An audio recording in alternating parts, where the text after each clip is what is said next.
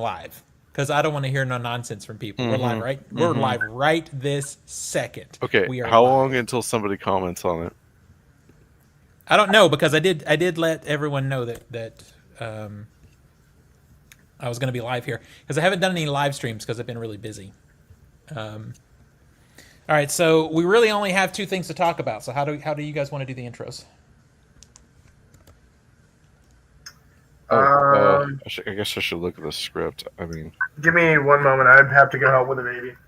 So we're talking about we're going to be talking about Fantastic Four. We're going to do a movie breakdown on Fantastic Four, and we're talking about the AI IMAX partnership. oh God. Yeah. I've been actively avoiding that because I just didn't want to. You ever like come across a piece of news where you're like, I just don't want to know Yeah. Well, now you're going to because I'm going to be like upset by it and I just don't want to think about it, so I'm just not going to look at it. Yeah, I know. But it set me off when I saw that, so I'm like, Yeah, we have to talk about it. Yeah. What are we It doing? is important. We were just talking about the two stories that we're doing Fantastic Four and the AI IMAX partnership. So, Zach, you want to do the AI one and I'll do Fantastic Four with yeah, FF? sure. All right. Alrighty. On this episode of the Culturesmash CAST, Did the Fantastic Four have a fantastic weekend? IMAX is gonna make us mad with some AI stuff. it's the Culturesmash CAST, episode 678 for July the 30th, 2025. I'm Stephen Lackey, editor of the Culturesmash CAST. Nico? Nicholas Qualls, contributor to Culturesmash CAST. Zach a boy? I'm Zach. I'm a dumbass. I don't know. That's true. What am I still doing here? Yeah, Coming back for more pain, I guess. That's true. 100%. Self-inflicted. Actually, what the hell else would I do with my Wednesday nights? Exactly, that's true. So join us every Wednesday night live on YouTube and Twitch, starting at around 7 o'clock CDT, at around that time. Follow us on your platform of choice and engage with us in the comments section. Special thanks to Skinny Mixes for supporting the Culturesmash CAST. Skinny Mixes are coffee, cocktail, and dessert syrups that are 0 sugar, 0 calorie, and 0 to 2 carbs. Head on over to skinnymixes.com and try some of their drink and dessert syrups, such as the white chocolate, salted dark chocolate, and salted caramel. They also feature a variety of cocktail mixes and water infusions. Spice up your coffee or cocktail with less sugar, calories, and carbs. Use promo code CULTURESMASH for a 15% discount. Alrighty. Nico, you guys do anything interesting since last week? Since last we spoke? Not last we spoke. Not really. I mean, other than saying the movie of the discussion that we'll have in a little bit, we haven't done too much. We've started pup training, and we've giving our dog new training regimens, and reading a good bit of reading. Speaking of the pup, she scratched at the door. And Zach and I both did a couple interesting things. We saw some good stuff. Particularly, we saw RRR in the theater, right, Zach? Oh yeah, I was like, some new good stuff? No, some old good stuff. Well, I'll take it. That's not old, but yeah. It's 3 years old, man. It feels like it's last year, but it's 3 years old. But when RRR comes to the theater, you should go. And you should trust me on this. You should get all your friends and go. I feel like every single friend that Zach and I have now that's local and didn't go with us all like has a red flag. They for like not going. Like I have a peace of mind to go and unfriend them all. Like you're clearly not my friend because you're not coming to experience like a joyous experience. I was gonna say it's pure joy. Yeah, RRR is pure joy. And the movie is smart, too, because it's over 3 hours long, and it gives us a built-in intermission, which was great and was very needed, by the way. Yeah, it's at that perfect moment in the film where you're like, it can't climax harder than this. So the intermission's there to bring you down, calm you down from what we just saw, get your drinks, restroom, and then we come back, and you're down, as opposed to just cutting to black and the next scene starts. I would be distractedly hype. And our crowd was almost sold out. That theater was packed. It was packed. and people were wild, appropriately so. Oh Normally, I yeah, don't like a lot of really loud engagement in a movie, but this one is the kind of no, movie where you want that, yeah. right? RRR is literally like a character is being introduced, and for the fans, it's like a sports player walking on the field. They're just whoa, yeah, like Yeah, clapping and when you cheering. first see him and Yeah, he's like walking up into like center screen like a badass walking towards you, everybody's like screaming, yeah. and then if our hero bursts from the back of a truck on a motorcycle with two tigers, you scream, you applaud for that, Hell you yeah, applaud for that. hell So yeah. yeah, it was a really really good time. It was a good time. And then Friday night I saw The Devil as a midnight movie, and man, it's a good movie, but that's Dude, 2 hours and 20 minutes at midnight. it hurt. Yeah. But then the movie is I Saw the Devil. So it's like Yeah. I'm driving you back home, and I mean it's maybe a 12-minute drive, and we're Hmm. just kind of silent after Hmm. that one. It is it is not the happy movie. Let's put it like that. If you haven't seen it, it is very much not a happy movie. It's like I was interested to see it in theater because I always give it a 3.5, and people love this movie. But I I was about to always say that's go, probably what I would give it too. You know, but it has two major problems in the script. Two problems, just two that really bother me. And I was curious seeing it in theater would change that feeling, and it did not. The stuff that works fucking works, but those two things still kind of suck writing wise, and it's annoying because they could have been fixed, but they weren't. it's also But still a fascinating. good movie. It's fascinating to look at it, in 2025 hindsight, to where we go, ah, yes, the early days of digital photography, where we were happy to get maybe a 2K, image, and the whites are blown out, the black levels Right. are, Yeah. you're kind of like, ah, I remember this time. And then Hmm. also in that time, the action was quick cut and shaky, and then you cut to a wide so you can understand what the hell is going on. Ah, I remember this. I also remember Zach's John favorite. Wick coming in and saying, "Hey, baby, let's not." But you know what sucks though is John Wick did come in and say that, but most other movies still don't pay attention. They're Well, still like I, very I, few I would movies say have good that fight scenes. trend of incoherent action Hmm. faded with the start of John Wick, and definitely with Fury Road. Like But like after if Fury you Road, like all the productions that were in production kept the style, but then there was a shift you after say that. that, but when you look at any, like for example, any Marvel movie that has hand-to-hand combat, which not a lot of them do, but when they It's do, it's not it in your face, shaky, quick cut. It's yeah. it's badly shot. It's badly Well, and choreographed to they're hide still that they're not fighting, but yeah, it's they're not still shot. wides. They're It's still not shot really. incoherent though. Hang on, damn it.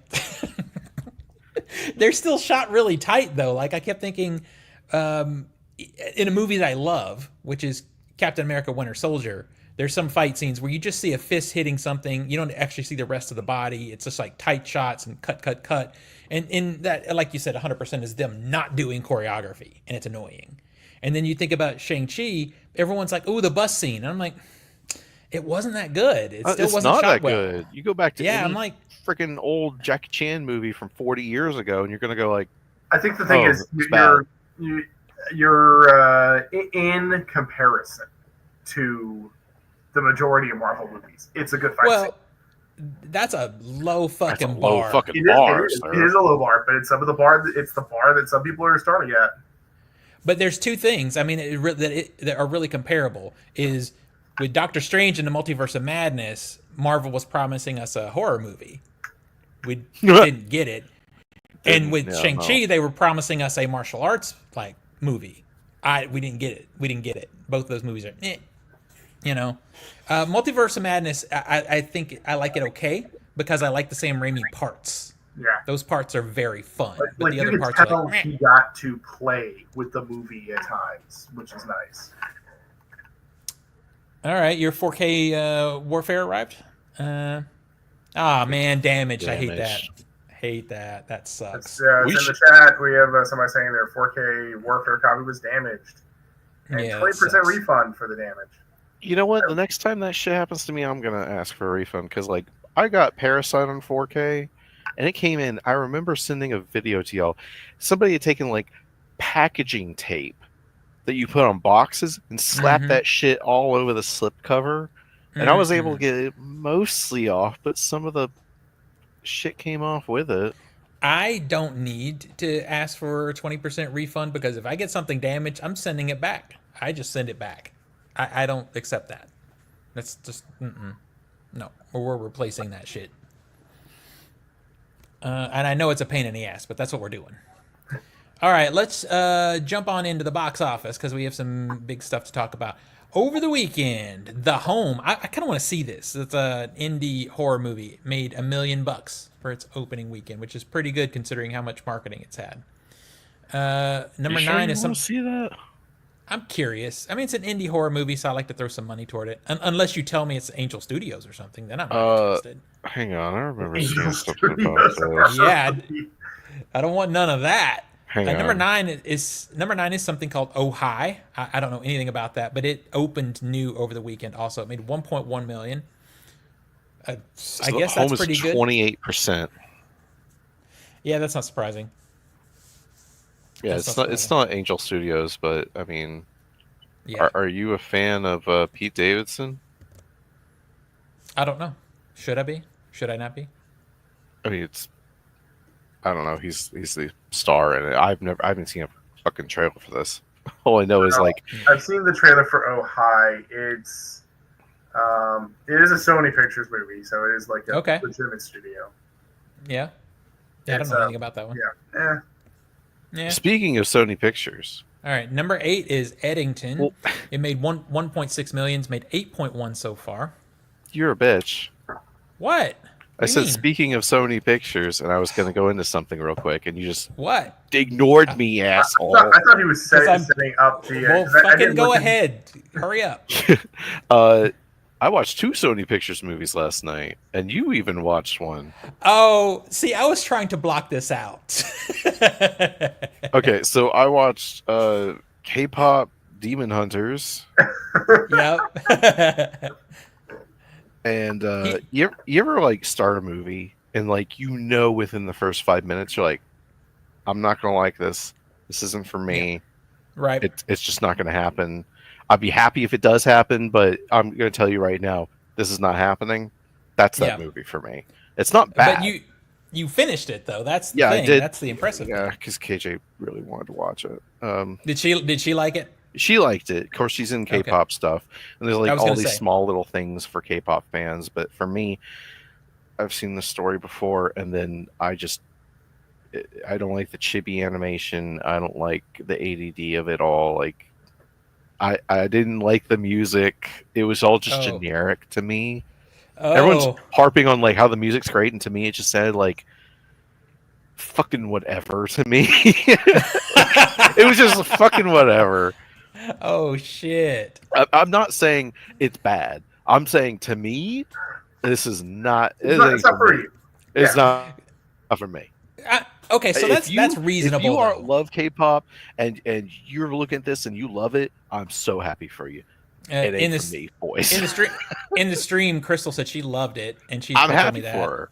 I thought it was Yeah. decent. I thought it was okay. It was I think I gave it like maybe a 3 or something, but I mean it's fine. What's up, Nick? I think Tina probably liked it a little bit more, but I don't want to speak to whatever rating she gave it. She likes the soundtrack, so Okay. I know a lot of people are liking the soundtrack. Our occasional co-host Nathan really loved it. He downloaded the Called album. me out, and I'm everything. like, I never said it was bad. It's not for me, man.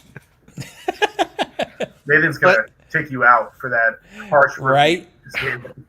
So I decided to follow that up with Until Dawn. Just, man, like, you have such great practical effects and such a lousy fucking script. It's lousy. There's one really great, funny kill in that movie though that I love, but generally I couldn't get with the movie. Also, for being called Until Dawn, fuck you as an adaptation. Dog shit. Oh, I don't know anything about the game, so Well, it basically just winks and nods at the game, but doesn't do anything from the game. Oh, It is It's basically in title only. It's funny because Zach and I were texting back and forth, and he texted me a screenshot of him watching Until Dawn, and I'm like, "Ah, shit!" I text him a picture of me watching that last Fucking Venom movie. Venom movie. Yeah, it popped up on Netflix, and I didn't see it in theater, and I'm like, "I heard it was really bad. Let me see how bad it really was." Man, it's so bland. I just didn't care about anything. I didn't care about anything happening. Like the emotional moments that they tried to put in, I just didn't care. That's all I can say about that movie. Don't Nick care. Next says he watched Your Next for the first time in years, and it was low key bangs. That's because it's Your Next. It low Because key Your Next bangs. is heck yeah, it does. That Your Next is one of those to me iconic level home invasion movies. It's just awesome. And you have a badass scream queen in that movie too, and she does not play. I still love our screening. We went and saw it, and they put on fucking night vision goggles. Like we saw it early, so there were two big guy. Like there's a big lady there and a big guy, and they were all wearing black. And they put on night vision goggles instead of the corner of the theater. And when the lights went down, they disappeared, and I never saw them throughout the entire screening. But it was interesting. I've never had that happen. Yeah. They were really serious about that. It was just bang. All right, so moving on. Let's see. Eddington, I did that 1.6 million. It's made 8.1 so far. Number 7 is How to Train Your Dragon, still in the top 10. Made 2.9 million. It's made 257 so far. Number 6 is I Know What You Did Last Summer. It made 5.1 million. It's made 23.5. 60% drop. Yeah, big Ouch. drop. Yep. Number 5 is Smurfs. It made 5.4 million. It's made 22.8 so far. Number 4 is F1 the movie, still in the top 10. Made 6.3 million. It's made 165.6 so far. Apparently, this is getting re-released in August, and I'm tempted kind of to do what I did with Top Gun and go to the IMAX for it, or should I just wait? I mean, those racing scenes are going to look awesome in IMAX, I'm sure, because they're the highlight of the movie. It's really where all the money was spent. Number 3 is Jurassic World Rebirth. It made 13.2 million. It's made 301 so far. Just stop. Don't. Please. Please don't make this $1 billion. I was going to say, will it crawl its way across the $1 billion mark? We're at 700. Please just stop. Number 2 is Superman. It made 24.8 million. It's made 289 million so far. And number 1 this past weekend is The Fantastic Four: First Steps. It made 117.6 million on its opening weekend. This weekend, I like to call this like take out the trash weekend. There is 1 or 2 good, according to Rotten Tomatoes, 1 or 2 good things here. Opening this weekend is Together. It's at 97% on Rotten Tomatoes right now, and I like this movie. I had a good time with this. Over fucking hyped Rotten Tomatoes score. And then we have The Bad Guys Part 2 with no ratings, and The Naked Gun. What's that? It's at 87. Oh, did they add a rating? Because when I did the list, there wasn't. The Naked Gun is at 90%, and I said take out the trash because it just seems like there's just a bunch of other like junk just hitting the theater this weekend. This is the weekend you get to slip some stuff in because there's not something really, really big opening. But yeah, Zach and I disagree on this, but I did like Together. I thought it was good. Oh, can we talk about it now? Oh wait, no, it's opening this weekend. Let's save it till next. Yeah, time. we'll save it till next week. Now I'm not under NDA. Finally. Okay, in the chat, random just okay. What's your next? There's an appearance by Ty West in there. That's cool. Bagley's Party, what's up? Hello, everyone hanging out with us in the chat. All right. So we are going to talk now a little bit about Fantastic Four. That is, Film Ball. That's right. You have just Tina's over it. Well, Tina's not here, so I always question, but I'm glad you have the numbers. Let's go. I do. So to catch everyone up, we play Fantasy Film Ball, where we take a season of 4 months and determine what we think is probably going to be the best money makers for our fantasy dollars. We have 3 games going, 2 in Steven's Discord game, and then the main player bracket, that's us hosts. We'll get to that one last. So Discord game number 1, that's the second half chord. We are playing with Steven in the rear at $287 million. Damn it! Kevin is at $453 million. Crystal at $620. And Adam at $849 million. Ugh, it's that sweet, sweet Jurassic Park Superman money. Yeah, Crystal was in the lead, I believe, last time, or at least the last time I did this. So, Yeah. Good job, Adam. Luckily, Crystal has some good news coming up, though. So, Yeah. in the next Discord game, we got Samantha at $76 million. Has not hit that triple-digit number yet. Marcus is at $289. Steven is at $322. Suck it, Marcus. Frenchie is at $367. Nick is at $470. And Crystal is at $665 million, leading that bracket. Damn. Now the one that matters. Oh, shit, here we go. The host game. We've got Nathan at $336 million. I have jumped ahead of Nathan finally with $367 million. Thank you, Superman. Zach, I'm coming for you. You have $423 million. Let's go. Steven is at $459. Let's go. And Tina is leading the charge at $611 million. It's interesting because we debated so much about whether Superman or Fantastic Four would be the bigger performer, and it's almost negligible. They're really close as far as what they're making. It really now it depends on the drop-offs because Superman's their opening weekend was, I believe, 127 or 120, mid 120. So yeah, it very is negligible. So yeah, it really is just how it's like $10 million difference. So which one is going to have the biggest fall off at this point?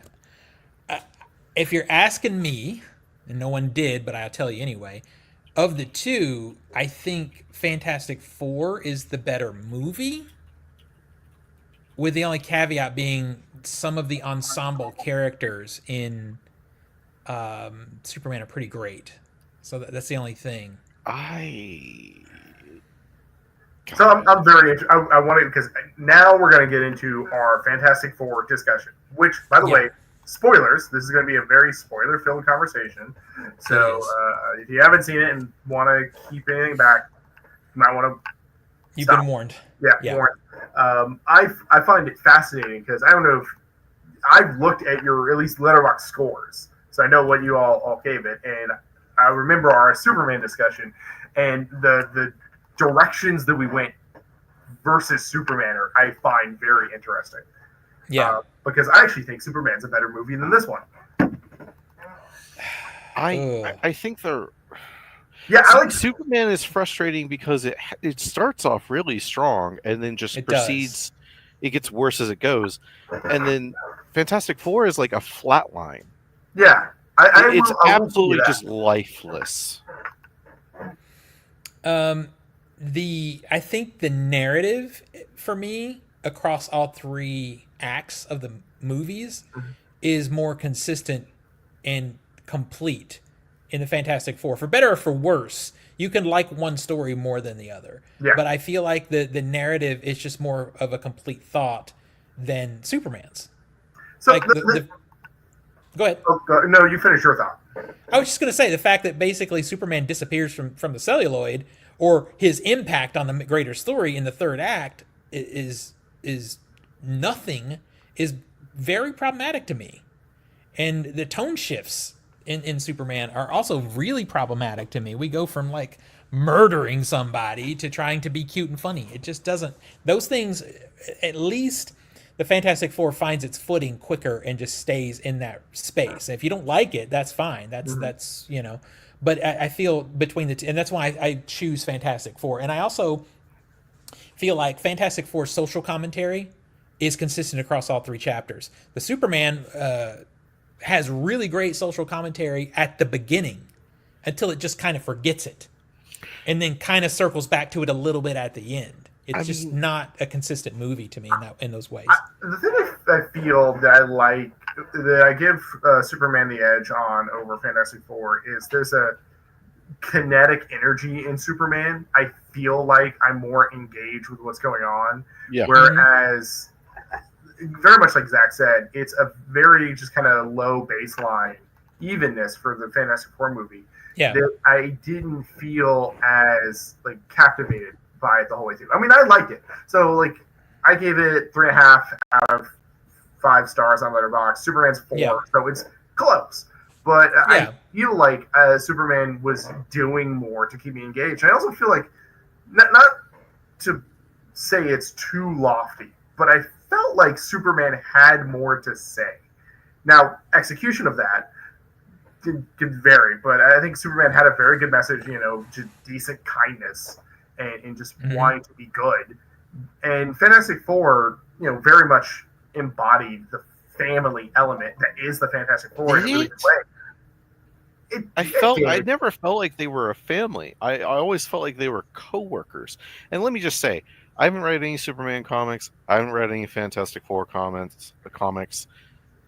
I'm looking at these characters based on their movie alone, and everyone's like, they're a family. I'm like, they interact with each other like coworkers. They don't talk like a family would. They talk like you go into work, you talk to your friend, dryly, with very little emotion. I mean, Mr. Fantastic is so like Pedro Pascal's performance. I'm assuming that's what he was given. Is just so monotone. Every performance of every actor that has played Mr. Fantastic throughout every iteration of the movie. So the I forget the guy's name in the Tim Story movie. The original. Yeah. Yeah, and then you had the Fantastic Four one that was in the 2015ish. They all get criticized for being very deadpan, very monotone, and that is the character. There is very much playing it true to form. Their world is about to be fucking destroyed, and you're monotone. You can't. I felt, being very familiar with the Fantastic Four, I think the 4 cast members did a really good job of embodying those characters. He was very much a good Reed Richards. Vanessa Kirby was a great Sue. Joseph Quinn was a great Johnny. I think that movie is clearly that movie's clearly owned by Vanessa Kirby. She's the best in the movie. She has the best and most complete character in the movie, and I found her to be the most interesting. Now, to Zach's point, and I think you just kind of covered it too, Nico, is Mr. Fantastic is on such a different level intellectually that everything, including emotional things, he approaches analytically, and he's going to be dry like that. Now, that said, that in understanding then his character is fucking boring. Well, okay, and see, and I was about to say, understanding that, I still found him a little bit too emotionless. I get it. I get what they were going for, but they could have given him a little bit more of a dynamic presence, I guess.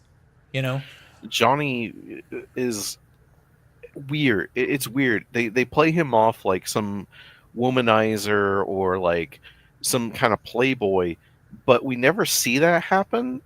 And merely it's everyone assuming he's trying to sex up whatever female presence is in the vicinity. But we never see him try and sex her up or flirt with her. And it comes off again like I'm unaware of this character, so you need to treat me as an audience member like if this is a character's character, then you need to show him fucking doing that at all. Otherwise, drop it. Well, I think, and after all, we all know the story of the Fantastic Four. Yeah. Let's go into a 7-minute backstory flashback about them. Then why fucking say that, movie? You know what? It's coming to you with a pregnancy test and being like, "Oh my gosh, I can't believe it. We've been trying for 2 years, and after all that," I'm like, these characters would already know that shit. That's bad dialogue. Well, and you're going to get pissed at this, but the thing that you have to remember is, yes, all of us, the ages we fucking are, we know the story. We have, and even if you're not into comics, you've seen the other movies. But people of a certain age haven't seen any of that, so you had to give them something. I'm not against the but flashback. hang on, let me finish. Let me finish the thought. Let me finish the thought. And if they were going to do that, at least they made it cool. Like it had it sold the vibe of the era in which we're in the world that we're in. It was part of the world building, so I liked it. I didn't have an issue with it. I don't have an issue with the flashback. I have an issue with them saying everybody knows this. By the way, let's just tell this again. Okay, it's like, okay. That felt like, you. that felt like a legitimate show. Like that felt like a show that would be in the era. So I said this, Nico. I said that to him that night when he complained about it. Yeah, I'm still complaining about it. I get it. But wait. Did you never see one of those recap show specials? Remember this show that you obviously watched and you're watching a celebration of said show now, but they say it. Remember this? Well, if you didn't, we're going to show it to you anyway. That, to me, felt like what TV used to do. Yeah. I thought that was right. Am I wrong about that, Nico? No, I think you're right. I mean, if I'm in the minority, I will still just complain about it. The trappings of the movie, like the retro, futuristic 60s, is outside of like the main forecast is the best part, maybe the best part of the movie. Oh, 100% production design. I am going to cry when they are ripped and put. That was too loud. When they rip it away and put it into the main Marvel universe with the boring modern day era, it's like that's going to be dumb. It's like this futurism is the setting that it should be in, and it was great. I loved it. Yeah, I don't have any complaints about like the production design. Like that was beautiful. It was great. Loved it. I just have a problem with the script. It's so bad. Aesthetically, this might be the best looking of the Marvel movies. I mean, it just has such a it has such a voice. This movie. I mean, I like a lot of what they did in the first Thor movie, also, which I know a lot of people don't care for as much, but I like that one. I would point to Black Panther as well. I was actually going to point to the Guardians movies. Yeah. In space and play more with that. True. I think my main problems with the film is it is obvious how much of this movie was finished in post. Like oh yeah, filmed so much of this movie that was never going to be in the final product. The fact we talked about it before, the fact that they had freaking actor name John Malkovich. When they had John Malkovich as his cameo role, and they cut it. He was in the first trailer. Like so, especially in the last third of the movie, when you kind of lose a sense of the time scale of how close Galactus is. Even though the movie tells you it's like we got to do 24 hours, and then something ends like, but it doesn't feel like that. It feels like there's way too much time, even though Galactus is like Jupiter right now. Like in the shot you just showed. Like I have no idea the sense of time scale that's happening in this movie because of just how it's edited together, all these shots. Because they had to figure that out afterwards. I mean, we've seen interview headlines and clips of actors saying it's like, oh yeah, the script was being worked on while we were filming. It's like, Marvel, stop it. Stop doing that. Stop doing that. Why did they feel such a need to rush? You know? Well, you say it's like the script was being worked on while we're filming. Do you see how many fucking writers and screenwriters there were on this thing? Like there were 9. Yeah, there were a lot. That does get to one of my biggest complaints, and I've argued with other mutuals in content creation about this, is the thing that makes a great hero is a great villain. And Galactus is not a character. Let me fucking finish my thought. The Thing is a character, then. Yes. The Thing is a character. But Galactus should be scary. He should be scary, right? I mean, I know that you've read some of these things, Nico. In the Fantastic Four world, he lands on a planet he starts building his machine that he's going to eat the planet with, and it doesn't matter if Thor comes up and smacks him right in the eye with his hammer. He just swats him aside like a fly, or doesn't even acknowledge his existence. And that should be scary and intimidating, and it wasn't. Instead, they just Empire Strikes Back him to take him out. Well, Galactus to start isn't a character. Yeah. He is a plot device. Yeah. And his plot device, once he finally arrives, he goes over, he stomps around, and that's it. That's it. Like, he didn't even throw a building. He just stomps around. Galactus doesn't do that. Yeah, it doesn't really throw buildings. I get that, but hey, these things are actively trying to stop me from getting in my goal, and I'm a big motherfucker, like, that can just take them out.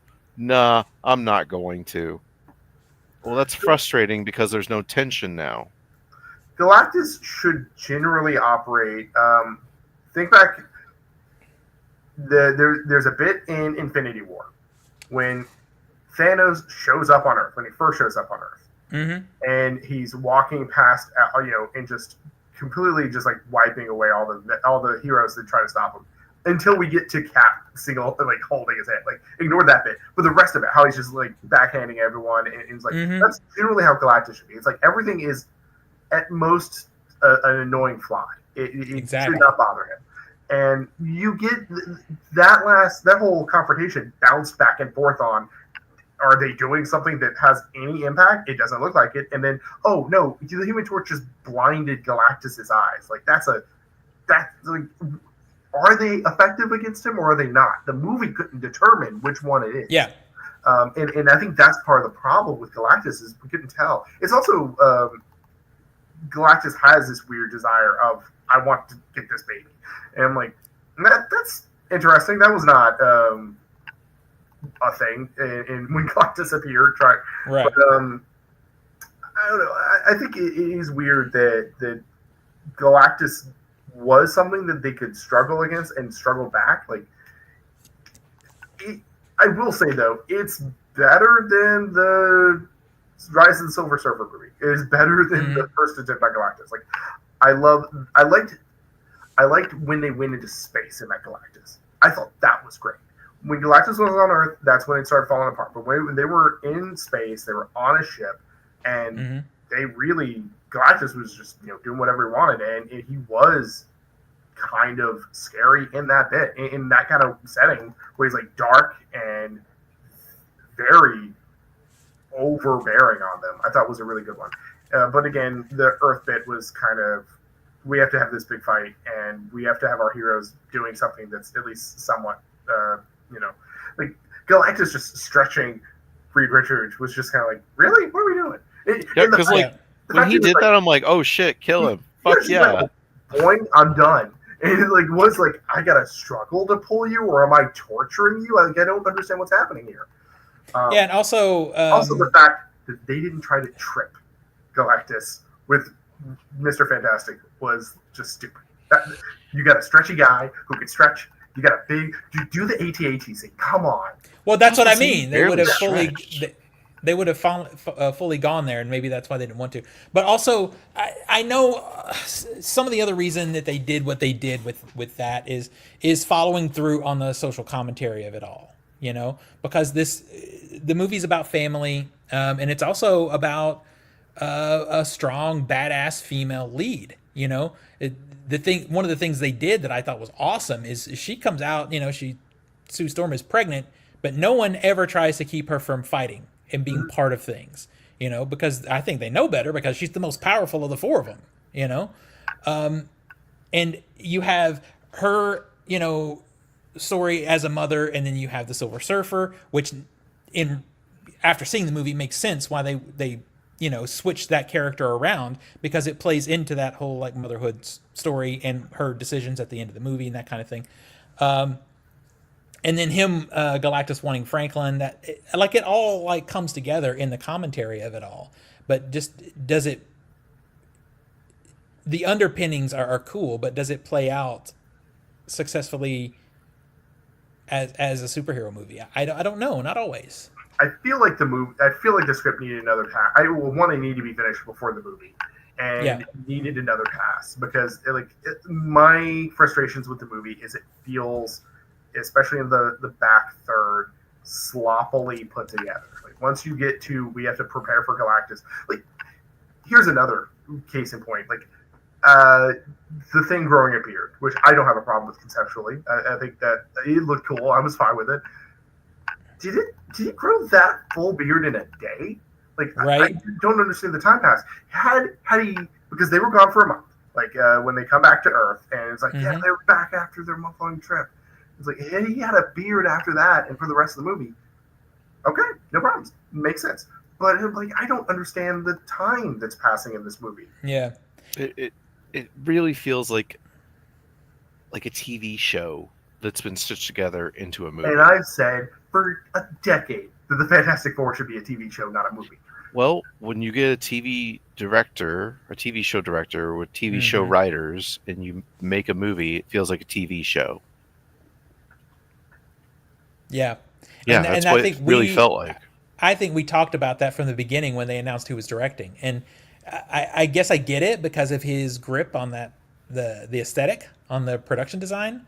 But I think we did talk about that. It's, this is going to look like a TV show. No, I think it was, he proved himself with WandaVision that he can take orders from the board. So we're just going to let him do this because he doesn't have a unique vision and can just be a yes man and just make the film. Yeah, because Vision was in the TV show, not in the movie. Yeah, exactly. It's true. What I'm saying is that I was so. Thanks, Dad. Outside of the production design, is there anything in this directorially, cinematography wise, editorially, that gives it any distinction? So that does lead in, the things that I liked, because we've railed on it and we haven't. It's not. It almost sounds like we're all giving it a half a star. We aren't. No, I'm not giving it a half a star. I'm saying it's flat. I like Vanessa Kirby. I like her character. I think she does a great job. Fine. I actually really like. I can't think of her name now. I'm drawing a blank. She was so much better in fucking Mission Impossible, and I kind of prefer to see her in that than this. Considering her character ended on a cliffhanger and went nowhere, but yeah, well, that's part of the last Mission Impossible movie sucking. She wasn't in it. Yeah, because she was filming this. I think the Silver Surfer was way more intimidating and interesting than Galactus. Because she had a character. Mm-hmm. And I liked her. Now, I'm with you, Nico. I like the cosmic stuff because the Fantastic Four kind of belong in space. Mm-hmm. But the problem is this mushy CGI that Marvel always does. Yeah. That middle act where they're in space, it feels like just mush to me. Like there's nothing real to it. Visually interesting. I think the Galactus stuff works because it's in a more alien setting for that character. But otherwise, especially when you're doing the faster than light travel and wormholes and kind of bouncing back more than that, it's kind of weird. I mean, I much prefer the visual aesthetic of the retrofuturism of New York in this world. I agree.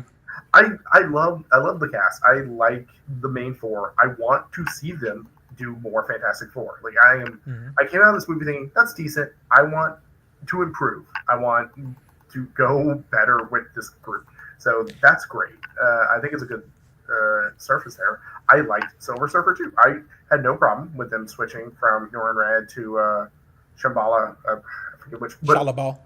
Thank you. And especially when they were doing the dichotomy of mothers, of like here's this one character who sacrificed herself to save her daughter and planet, and this other one who ends up doing the same thing. I thought was a that's what I was talking about, is that you're talking about her. She sacrificed herself to protect her daughter and protect her planet, where Sue Storm now has to find a way to protect her planet without sacrificing her son. Yeah. And I just think that stuff she's also determined, like, I'm not going to, like, help. She's like, at least Silver Surfer is like, I will sacrifice everything else to protect my planet, my daughter. And Sue isn't trying to kill Galactus, but is very much like, I'm not going to do that. I'm going to stop him at least from us. Right. So I thought that was good, and again, the setting's great. I like a lot of the callbacks. I love a lot of the Kirby callbacks. So co-creator of the Fantastic Four, Jack Kirby, has a lot of love in this movie. The quote unquote cameo appearance of Stan Lee and Jack Kirby was hilarious. I loved it. The Earth 828 in this in this universe, the Earth that this is, the 828 is Jack Kirby's birthday, August 28th. Which is really cool. I like a lot about this movie, but I feel like I like a lot that's in the movie. But I think the composition of the movie is where it falls apart. I think the fact that it's weird. It's an hour and 55. I should love that, but I feel like it needed more time. I feel like it did. And I was like, I want short Marvel movies, and I feel like I should be able to get those without sacrificing quality editing and narrative flow of the movie. This movie needed another 20 minutes. It did. I think that's accurate. I do think another 20 minutes would have been fine. Character development, Galactus character development. Because I think to Zach's earlier point about like the family bit, how it kind of feels like they're telling everyone that they're a family, not showing that they're a family. I got that they're a family, but I also I basically like shortcuts that I know, because I know that I already know going into the movie, like them having dinner together, like Ben and Johnny being uncle, helping with the baby prep stuff, like all throughout the house and all that stuff. Like, I understand that they're family, and this reinforces that understanding that they're family. But if you're coming in fresh, you may not get like the closeness and the struggles and the kind of friction, like family dynamics that tend to happen in an actual real relationship. So I see where that's coming from, and another 10 to 20 minutes might have helped with that. I also feel like they needed someone. They needed somebody to come in and spice up the exchanges, the dialogue between the Human Torch and the Thing. Yeah. Because they're supposed to be funny and spicy and whatever. I didn't find any of it funny. They're supposed to be like ribbing on each other, because they're supposed to be like brothers. They're supposed to constantly get on each other's nerves. Was there any laughter in your screening, Nico? Like any? I don't want to say no, but nothing rings to mind. There was none in ours. None. Yeah. And it was a pretty packed audience. That goes to part of the stuff about like showing to their family is showing Johnny and Ben ribbing on each other, like being annoying brothers essentially, and you don't get that in this movie. You do get that in the Fox Fantastic Four movies. Like with Chris Evans and Michael Chiklis. Dude, that's like the best part of the movie is those two ribbing on each other. Agree. And I would say with my full chest that those comedy beats in Fantastic Four are as important as Spider-Man's one-liners in his comics. That's who that character is. Totally. And if you don't do it right, it stands out. And I've talked to other people who said, "Oh, there was laughing in my theater." I'm like, "Was there?" Okay. Well, I'm glad people thought it was funny. I didn't find it funny enough. Yeah. And we just needed it to be punched up. Yeah, I'm not even asking if you just had I'm holding my sides laughing, but it's like every time the film goes, and this is a joke, are you laughing? Like, our entire audience was like, no. Quiet. Yeah. Like, so you need to improve your comedy, or, I don't know, cut it. Because it just comes off as like, the film's trying. It's trying, but nobody's laughing here. Zach, I'm surprised you're not talking about your favorite part, the Sue Storm speech. Oh God. Okay, so she comes. Yeah. Okay. Yeah. That is. I laughed. I laughed at that scene. That wasn't meant to be a laughing scene. Well, I laughed at that scene, but it's not because of the movie like making a joke. She comes out, she's holding her baby, and she's coming out of the crowd pissed off at her because apparently she chose the annihilation of the human race and the planet over her fucking son, which I don't know, seems a pretty reasonable reason to be pissed. Yeah. And I mean, there's maybe 100 people out there, which considering the entire human race in New York City, you'd think there'd be more. But I guess that's all the extras they could afford for the day. She comes out there and gives this speech about how it's like I would never sell out us for my baby, blah blah blah. And I just kept thinking, I'm like, we can't hear you in the back. we can't hear you in the back, like because they're circled around her. I don't think the person in the far back behind her can hear anything she is saying. Yeah, It plays off, and I'm just like, we can't hear you in the back, and I kind of went. Like, but I'm doing the work of the comedy. Oh my god, that's funny. It's reasonable though. She never did even raise her voice or anything. It was like she was having a conversation with one person. I get there's it. like She's holding 100, an 150 people infant. out there. Yeah, I get it. She's holding an infant, but at the same time, like, and the news is able to pick her up just perfectly. Whatever, just whatever. But like, do I hate this movie? No, I don't hate it. If you're like, I love Fantastic Four, well, then you might have a good time. For me, I think at one point I was struggling to stay awake for a minute. It was lifeless. It was like there was no beat on the metronome. It just, a scene happened. People were not interested. I don't care if it's their character or not. Everyone was just flatline. I am giving lines of dialogue that I am reading on a page. Wow, that is a line of dialogue. I am also speaking a line of dialogue. Like, it was that for 2 hours. Like, even at the end, like, the characters are making stupid ass decisions. Like, Galactus is stomping towards a baby, and Sue Storm gets in a flying car and drives on the fucking pavement around all these rocks falling nearing her. She's having to avoid them, and I'm like, why isn't she fucking flying? She's in a flying car. I do really like that car, though. I like the car's cool. design, but the car can fucking fly. You I- wouldn't I- have to make all these I agree. aggressive maneuvers, by the way. The moment I see her, She like, crashes it, doing you know? the turn on the angle, and I'm like, why are you on the ground? Why is she on the ground? That's Because what- if she That's what I do flew... with that. You got the bucket, you son of a bitch. Okay, can we talk about the story around getting the bucket? Because holy shit, that's more interesting than the fucking movie we're talking about. We talked to our like one of the concessions people at our theater, and they were gone when we got there. They sold out of their buckets in an hour. So this is what happened. Jeez. I went last week to try and get this bucket, and my friend there, not really friend, but they know me, when I come in because I'm in there so much. She came out to talk to me. She's like, we have them. They're not in the register, so we can't sell them, and they're, corporate is saying we can sell them Friday. We can sell them the Friday of the actual first day of the movie coming out. And Zach was like, blah, blah, blah. Why don't they do it on Thursday? I'm like, dude, I don't know. Just what I... Well, because the movie's coming out Thursday. You think you want to sell the fucking popcorn bucket on the fucking night of release? I know, sir. But the actual, full official release on these movies is always Friday. Thursday's just a pre-release. Thursday at 2 p.m. you can see the film, whatever. Yeah, they were not concerned about not selling those buckets. So yeah, it doesn't matter. It doesn't matter. So we get there, and I go, I tell Zach I'm just going to go, and I'm going to go and get a drink anyway, so I'm just going to see if I can get it. And they had it. How many did you get? Was close. Even? I got 2 of them. What? Yeah. Look at it. Look at the glory.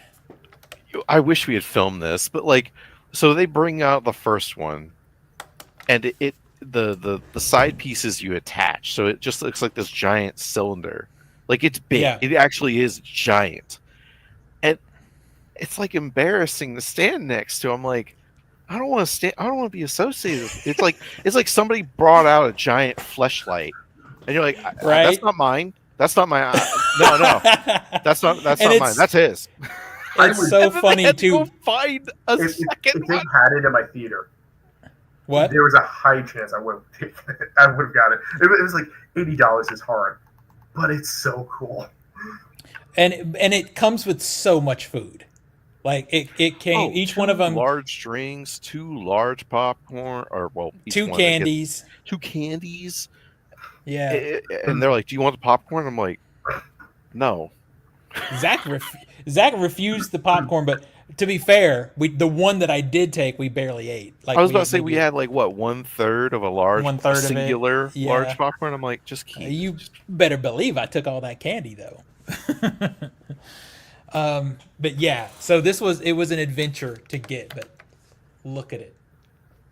Look at this cat. Look at my cat. Look at it. You have an extremely bland film to go with it. It doesn't matter, because we were talking about this. Outside of the movie, I love Galactus. Galactus is a villain that I always loved in Fantastic Four comics. I was talking with someone earlier today about what I loved about, if you go back and read the original Secret Wars, they bring Galactus into it. Now, these dudes are all, like the heroes and villains are all throwing down, fighting, blah, blah, blah. Galactus just standing in the background, just chilling. He's just standing there because he could give a shit about anybody. And I just love that about his character. He's just so above it all. And his head is the appropriate size. Yeah, it was an expensive popcorn bucket, though. I'm not going to lie. It hurt a little bit. Yeah, he rang you up and it was like, what, 160, 170? And I was it was like, 160 something, yeah. Wait, we forgot our 10% Regal discount. Right? I got a lot of points for that, though. I got a lot of points. But yeah.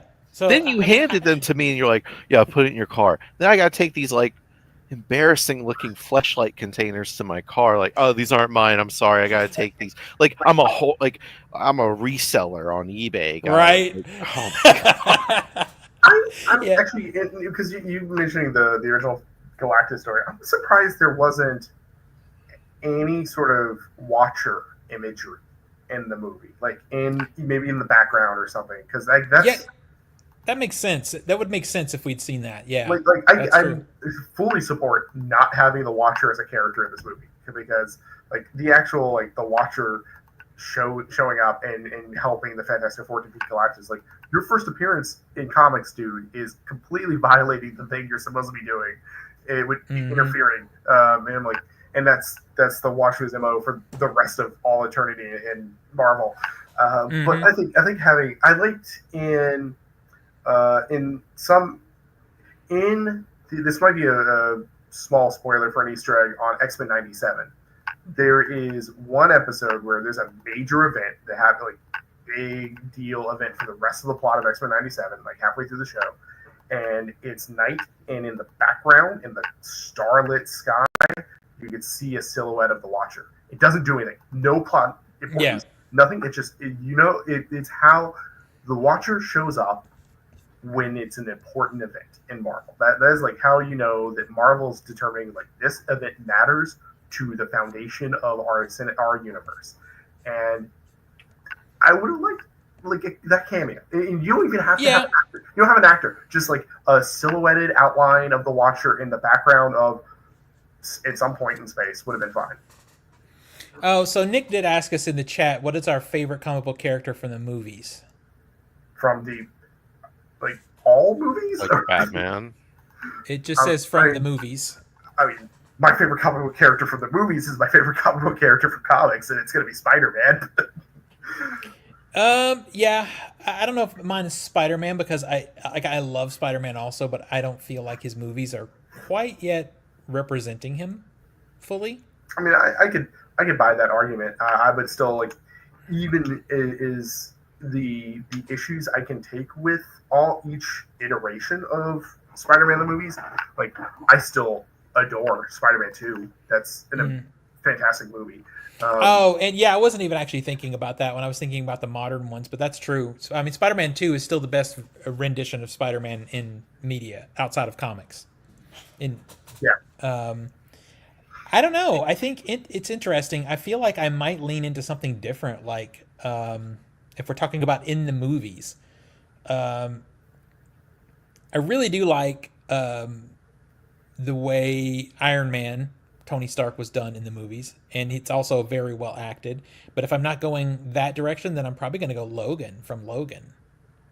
Well, which yeah, I that also was think is fantastic. It would be one of those two for me. Batman.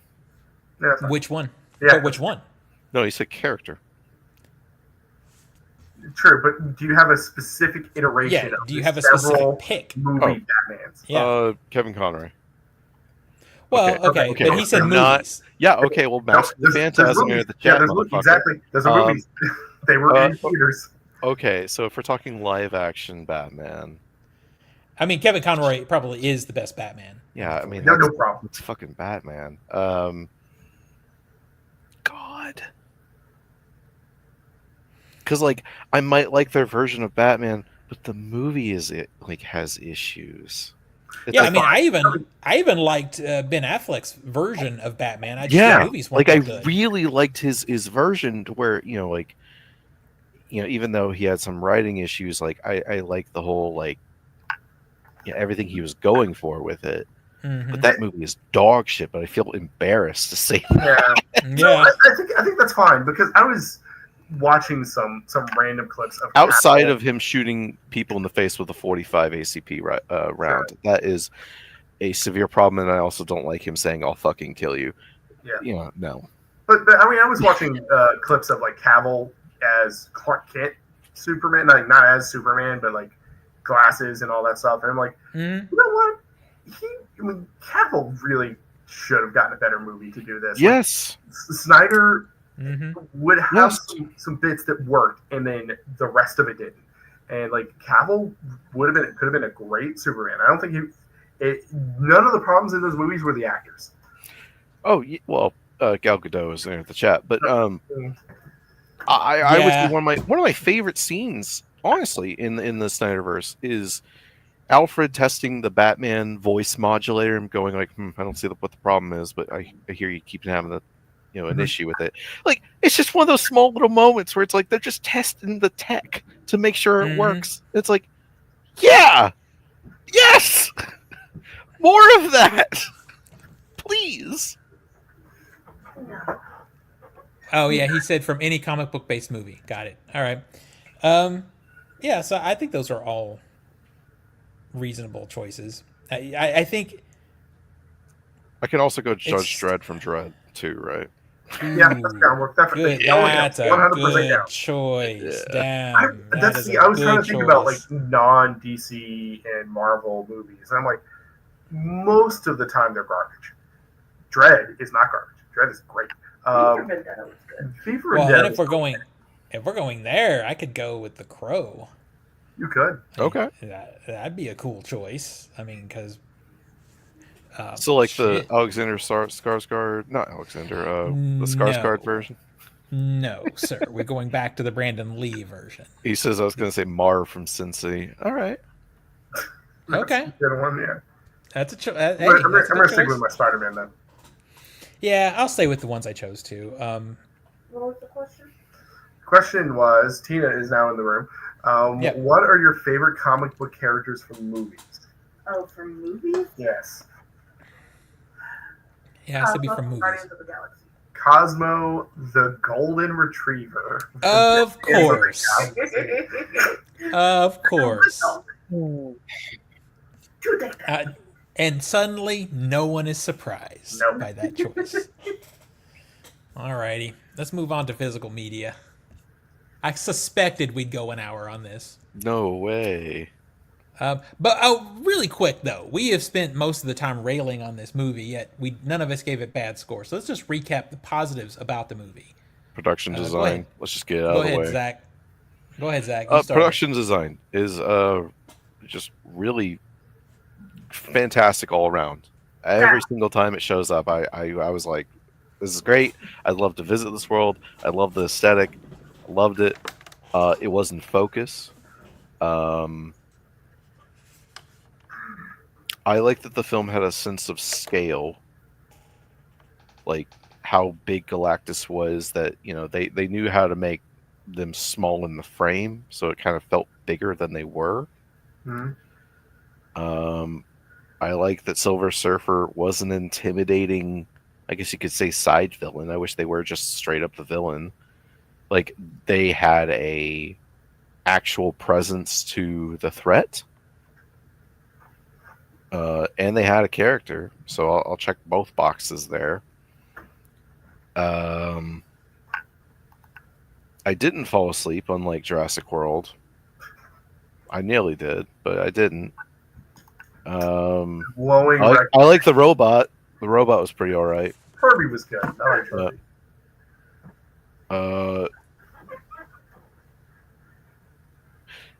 That is enough. It wasn't. It wasn't horrible. It was just, again, it was just flat. It was like a flat Coke. I came out of the movie thinking that was decent. Nico. It was. I wish I had that. It's like, it was decent. I liked the casting. I as much as I feel like Pedro Pascal is overused in a lot of material. He's kind of like oversaturated pop culture right now. I did like his Reed Richards. I thought his Reed Richards was pretty good. I liked Vanessa Kirby, Joseph Quinn, Iban Moss. I never get the last part of its name pronounced right. But the main four were great, well acted, and I thought the actress for the Silver Surfer was really good as well. I think it just needed to have a better plan when it went to shooting and compiling the movie together and editing it together. It just needed another pass, and maybe another 10 to 20 minutes. So for me, obviously, again, production design is phenomenal. I liked the score. I liked the primary score. I like that they have a signature theme that is like really captivating.